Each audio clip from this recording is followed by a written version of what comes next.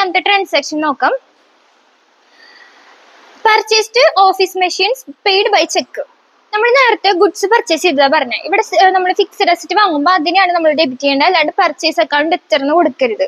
Okay, അപ്പൊ നമുക്ക് ഇതും ജൂൺ 12-നാണ് നടന്നത്.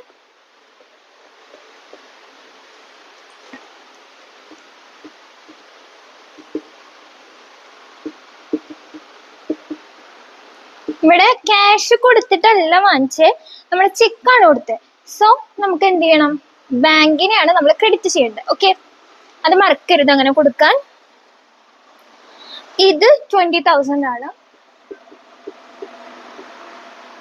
ഓക്കെ, ഇതിന്റെ നറേഷൻ എഴുതാൻ വേണ്ടി വിട്ടുപോകരുത്, ഞാൻ അതിന്റെ സ്പേസ് വിടുന്നുണ്ട്. ദെൻ നമുക്ക് അടുത്ത ട്രാൻസാക്ഷൻ ആണ് റെന്റ് പെയ്ഡ് ബൈ ചെക്ക്. അത് 18-നാണ് നടന്നത്. സോ ഡേറ്റ് എഴുതാ. Okay, rent paid by cheque expense ആണ്. സോ നമ്മൾ അതിന് എന്ത് ചെയ്യണം, ഡെബിറ്റ് ചെയ്യണം. ദെൻ ഇവിടെ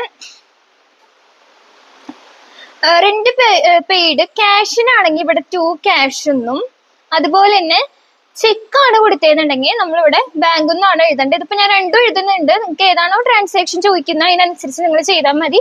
ജസ്റ്റ് റെന്റ് പെയ്ഡ് എന്ന് മാത്രം കൊടുക്കണമെന്നുണ്ടെങ്കിൽ നിങ്ങൾ ക്യാഷ് കൊടുത്താൽ മതി. പെയ്ഡ് ബൈ ചെക്ക് എന്നാണ് സ്പെഷ്യൽ മെൻഷൻ ചെയ്തിട്ടുണ്ടെങ്കിൽ ഈ ബാങ്ക് കൊടുത്താൽ മതി കേട്ടോ. ഇതിന്റെ എമൗണ്ട് 5,000. ഓക്കെ, അപ്പൊ ഇതിന്റെ നറേഷൻ എഴുതാ, ക്ലോസ് ചെയ്യാ. ഓക്കെ, ഇനി നമുക്ക് അടുത്തത് നോക്കാം. Sold goods on credit to Mohit. ഇവിടെ ഞാൻ പറഞ്ഞിട്ടുണ്ടായിരുന്നു നമുക്ക് ക്യാഷ് സെയിൽസ് ആണെങ്കിൽ ക്യാഷ് അക്കൗണ്ട് ഇട്ടിട്ട് സെയിൽസ് എന്നാണ് വരിക. ഇവിടെ നമുക്ക് ഡെപ്റ്റർ ആണ് ക്രിയേറ്റ് ആവുന്നത്. So Mohit account debtor to sales. Okay, എന്നിട്ട് ജസ്റ്റ് ഇവിടെ എമൗണ്ട് ചെയ്താ, ദെൻ ഇവിടെ നറേഷൻ കൊടുക്കുക. ഇത്രയും കാര്യങ്ങളാണ് നമുക്ക് ചെയ്യാനുള്ളത്. ഓക്കെ, ഇനി നമുക്ക് അടുത്ത ട്രാൻസാക്ഷൻ നമുക്ക് ഡിസ്കസ് ചെയ്യാം. ഇനി അടുത്ത ട്രാൻസാക്ഷൻ പറഞ്ഞത് ക്യാഷ് സെയിൽസ് ആണ്. നമുക്ക് ക്യാഷ് സെയിൽസിന് ഞാൻ പറഞ്ഞിട്ടുണ്ടായിരുന്നു, ക്യാഷ് സെയിൽസിന് കേട്ട് കഴിഞ്ഞാൽ ക്യാഷ് അക്കൗണ്ട് ഇട്ടിട്ട് സെയിൽസ് അത്രയാണ് എഴുതാനുള്ളത്. സോ നമുക്ക് എഴുതാം ജൂൺ 22 കേട്ടോ, ക്യാഷ് ടു സെയിൽസ്. ഓക്കെ, ഇതിന്റെ എമൗണ്ട് വന്നിട്ട് 15K.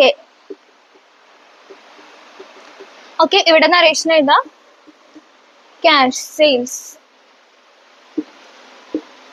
ഓക്കെ, ഇനി അടുത്ത ട്രാൻസാക്ഷൻ നോക്കാം. ക്യാഷ് പെയ്ഡ് ടു അമൽ. നമ്മൾ ക്രെഡിറ്റർ ആയിരുന്നു അമൽ, ആൾക്ക് നമ്മൾ പേ ചെയ്തു. അപ്പോൾ അത്രയും ക്രെഡിറ്റർ കുറയാണ് ചെയ്യുന്നത്. ക്രെഡിറ്റർ മീൻസ് ലയബിലിറ്റി ആണ്. സോ അത് റിഡ്യൂസ് ചെയ്യുമ്പോൾ നമ്മൾ റിവേഴ്സ് ചെയ്യണം. അപ്പൊ നമ്മൾ അമലിനെ ഇവിടെ ഡെബിറ്റ് ചെയ്യണം. അതുപോലെ തന്നെ നമ്മൾ എന്താ ക്യാഷ് അല്ല കൊടുത്ത്, ക്യാഷ് പെയ്ഡ് ടു അമൽ എന്നാ പറയുന്നത്. സോ ഇവിടെ ക്യാഷ് കുറയുണ്ട്, അസറ്റ് കുറയുമ്പോൾ നമ്മൾ എന്ത് ചെയ്യണം, ക്രെഡിറ്റും ചെയ്യണം. 30K നമ്മൾ കൊടുത്ത് അവസാനിപ്പിച്ചു, ഫുൾ സെറ്റിൽ ചെയ്തു കേട്ടോ. എന്നിട്ട് ഇവിടെ നറേഷൻ എഴുതാ, ക്ലോസ് ചെയ്യാം. ഓക്കെ, ആ ട്രാൻസാക്ഷൻ അങ്ങനെ തന്നെ എടുത്ത് എഴുതിയാൽ മതി. ദെൻ അടുത്തത് received a cheque from Mohit. Mohit നമ്മുടെ ആരായിരുന്നു, ഡെപ്റ്റർ ആയിരുന്നു. നമുക്ക് ഇങ്ങോട്ട് പൈസ തരാനുള്ള ഒരാളായിരുന്നു. ആള് നമുക്ക് എന്താ തന്നെ, ചെക്കാ തന്നെ. അപ്പൊ നമുക്ക് ബാങ്ക് അത്രയും കൂടാണ് ചെയ്യുക. ഓക്കെ, ബാങ്കിൽ അത്രയും എമൗണ്ട് കൂടി. അപ്പൊ എന്ത് ചെയ്യണം, ബാങ്കിനെ നമ്മൾ അസറ്റ് ആണല്ലോ, കൂടുമ്പോ ഇൻക്രീസ് ചെയ്യുമ്പോൾ നമ്മൾ ഡെബിറ്റ് ചെയ്തു. Bank account debtor to. നമുക്കൊരു ഡെപ്റ്റർ ഉണ്ടായിരുന്നു മോഹിത്, ആള് അത്രയും കുറഞ്ഞു. നമുക്ക് ഇനി ആളുടെ പൈസ കിട്ടോ, ഇല്ല, നമുക്ക് അത്രയും തന്നു അല്ലെ. അപ്പൊ ഡെപ്റ്റർ കുറഞ്ഞു. അസറ്റ് കുറയുമ്പോ, ഡെപ്റ്റർ മീൻസ് അസറ്റ് ആണ്, ആള് കുറയുമ്പോൾ നമ്മൾ ക്രെഡിറ്റ് ചെയ്തു. Amount 10K. എന്നിട്ട് ഇവിടെ നറേഷൻ എഴുതി കൊടുക്കുക. നിങ്ങളുടെ അടുത്ത് ജേർണൽ എൻട്രി ക്വസ്റ്റ്യൻ ആയിട്ട് ചോദിക്കുമ്പോൾ നിങ്ങൾ നറേഷൻ എഴുതാനായിട്ട് വിട്ടുപോരുത്. ഫുൾ മാർക്ക് കിട്ടണമെങ്കിൽ നറേഷൻ എഴുതുന്നു. ചില സമയത്ത് നിങ്ങൾക്ക് ട്രാൻസാക്ഷൻ തന്നിട്ട് ഇപ്പൊ ഇവിടെ ബ്ലാങ്ക് ആയിട്ട് തരും. അതുപോലെ ചിലപ്പോൾ ഇവിടെ ബ്ലാങ്ക് ആയിട്ട് തരും. നറേഷൻ അവിടെ തന്നിട്ടുണ്ടായിരിക്കും. അപ്പൊ പിന്നെ നമുക്ക് ഇവിടെ ബ്ലാങ്ക് മാത്രം ഫില്ല് ചെയ്ത് കൊടുത്താൽ മതി. ചിലപ്പോൾ നറേഷൻ ബ്ലാങ്ക് ആയിട്ട് തരും. ഓക്കെ, ഇവിടെ ഇങ്ങനെ ഡാഷ് തരും.